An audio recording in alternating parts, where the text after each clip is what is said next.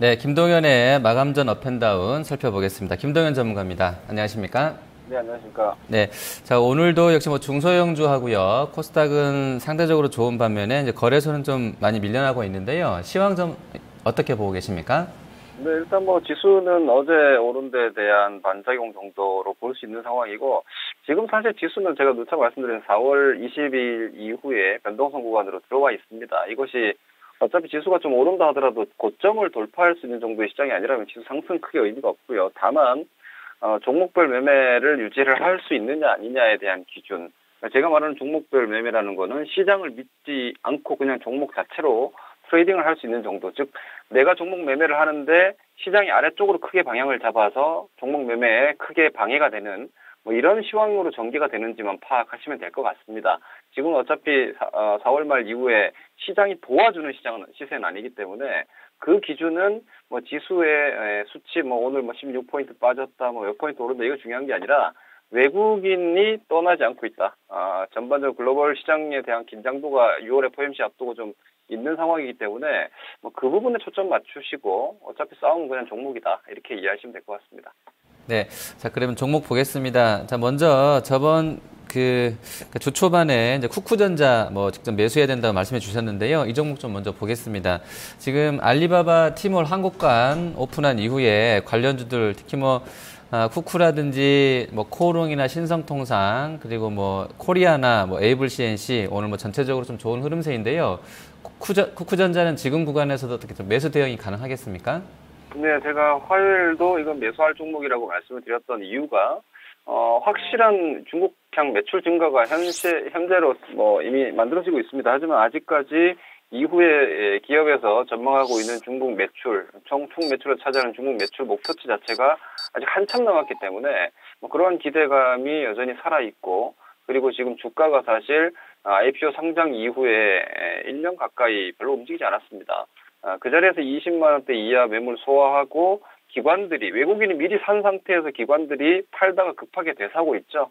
뭐 이거는 시세 출발점 정도라고 볼 수 있기 때문에 여전히 오늘 지난번에 22만 원 이전이었던 것 같은데요. 지금 23만 원 터치까지 왔지만 저는 지금도 매수 관점, 보유 관점 접근 가능하다 이렇게 보여집니다.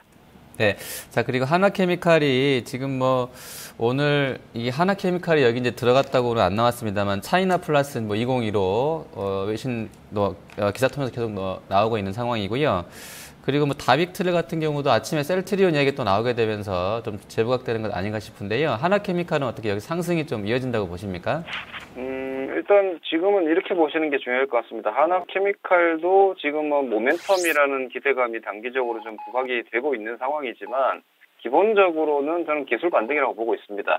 근데 전반적인 여타 기초화학주들 전반이 이미 고점을 형성하고 조정이 끝난 반등이 끝난 구조인 상황에서 하나케미칼 특정 종목으로 업종 섹터 전반에 좀 매기를 좀 확산시키는 걸로 보이고자 하는 뭐 그런 의중도 좀 있어 보이기 때문에 하나케미칼 개별적인 관점에서의 트레이딩, 뭐 수급이라든지 모멘텀에 대한 기대감이라면은 뭐 5일선 트레이딩 정도는 뭐 가능하다라고 보여지지만 화학주 전반에 대해서 뭐 이 종목이 좋기 때문에 지금 떨어지고 있는 뭐 LG화학이나 롯데케미칼도 올라오겠지라는 기대는 전혀 하실 필요가 없겠고요. 하나케미칼 또한 현재 구간에서 목표가 그렇게 높게 나오는 종목은 아니기 때문에 뭐 적극적으로 좀 매수로 권장해드리고 싶지는 않습니다. 네.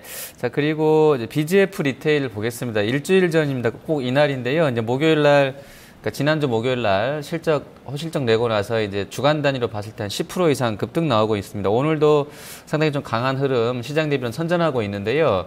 이 종목은 어떤 뭐 1인 가구라든지 이런 어떤 전체적인 어떤 그 생활 패턴의 트렌드의 변화를 반영한 우상향이 지속된다 이렇게 좀 봐도 되겠습니까?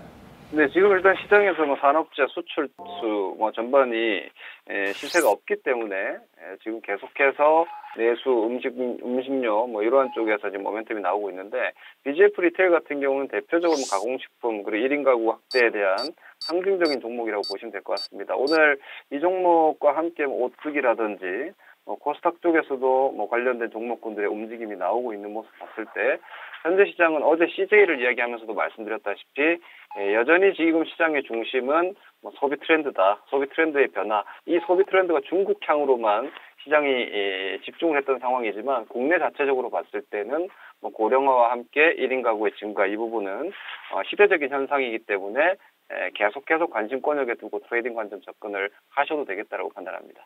네. 자, 그리고 좀 부진한 종목군들 보겠습니다. 먼저 대우조선입니다. 어닝 쇼크 내고 나서는 뭐 주가가 좀 계속 안 좋았던 것 같습니다. 오늘도 좀 낙폭을 좀 키우고 있는 상황이고요. 환율 관련해서도 지금 뭐 실질 실효 환율이 7년 2개월 만에 최고치다고 나와 있는 상황인데요.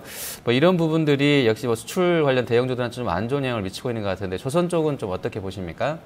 네, 제가 보는 관점은 그렇습니다. 지금 사실 환율 때문에 어떤 그 매크로적인 변수들 때문에 이익 전망 자체가 지난달에 좋았다가 이번 달에 나빠지고 이건 아니라고 보여집니다. 기본적으로 글로벌 금융시장의 어떤 흐름이 좋았던 상황에서 미국의 어떤 경기가 좋아지고 그로 인해서 산업재 섹터 전반이 실질적인 이익 전망이 상향되는 데는 시간이 걸릴 수밖에 없는 구조이기 때문에 계속해서 소비 쪽으로만 가고 있는 것이고, 빨리 이렇게 리스폰스가 나올 수 있는 쪽에서 반응이 나오는 것이고, 어떤 사이클들을 타는 시클리컬 섹터의 경우에는 지금 현재 구간에서는 시간이 좀 필요하다는 걸 방증하고 있다고 보여집니다.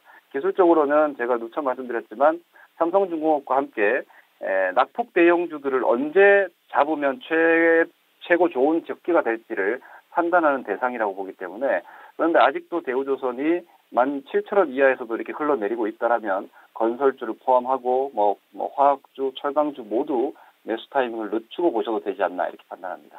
네.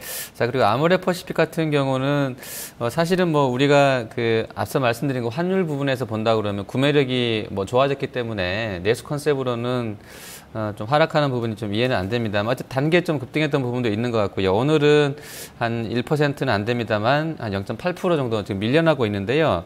조정이 좀 더 연장된다고 봐야 되겠습니까?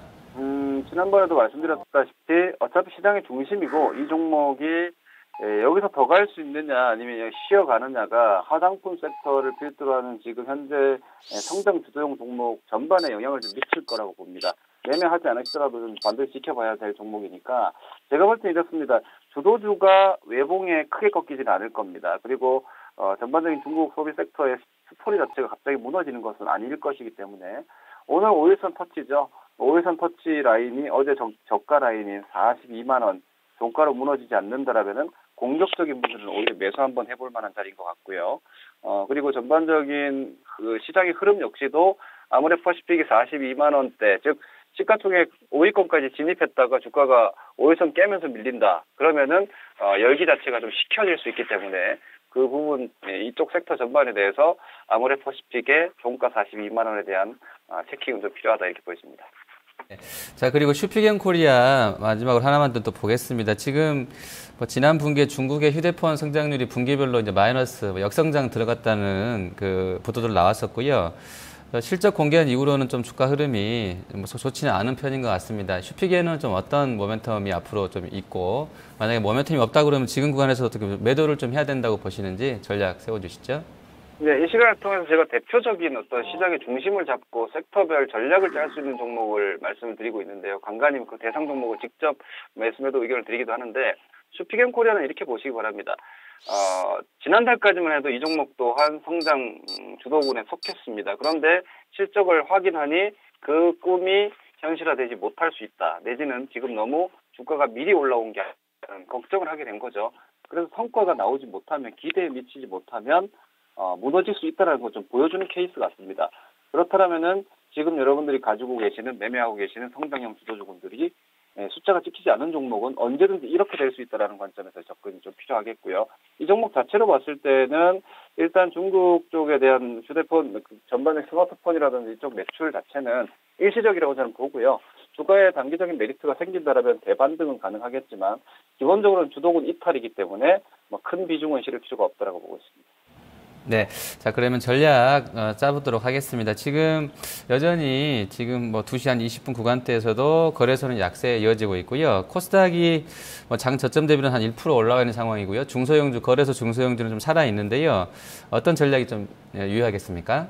예, 조선주, 건설주, 철강주, 화학주 많은 분들이 지금 시장 대비해서 많이 밀린 종목들을 보실 것 같아요. 시장은 안 무너지고 있고 가는 종목은 가면 그걸 직접 공략하시기보다는 빠지는 종목을 사시는 분들이 많으실 것 같은데 아까 대우조선에서 봤다시피 조정형 종목들을 저가 매수하는 거는 굳이 지금 하지 않아도 됩니다. 어차피 떨어지는 주식을 사는 것은 단기 트레이딩이 아니라 중장기형 투자이기 때문에 그 매수는 제가 볼 땐 좀 기다리시면 더 싸게 살 수 있는 시점이 오지 않을 거라고 보이기 때문에 조정형 종목의 저가 매수를 좀 자제하시는 게 좋겠고요. 오히려 외국인들이 매수하고 시장에서 외국인들이 양시장 모두 아직 사고 있는 동안은 시장이 무너지면서 잘 달리고 있던 종목들에 대한 크러쉬를 내지는 않을 겁니다. 그렇기 때문에 주도주군들에 대한 5일선 매매, 우리가 최전방 매매라고 표현하면 5일선 매매입니다. 이 5일선이 지켜지는 동안은 봉 한두 개 싸움, 10%, 20% 싸움은 아직 가능한 구간이라고 판단하시고 철저히 지금은 바이앤드홀드 전략보다는 그런 대상에 대한 트레이딩 전략으로 유지하시면 될 것 같습니다. 네, 알겠습니다. 오늘 말씀 잘 들었습니다. 네, 고맙습니다. 네, 마감전 업앤다운 김동현 전문가였습니다.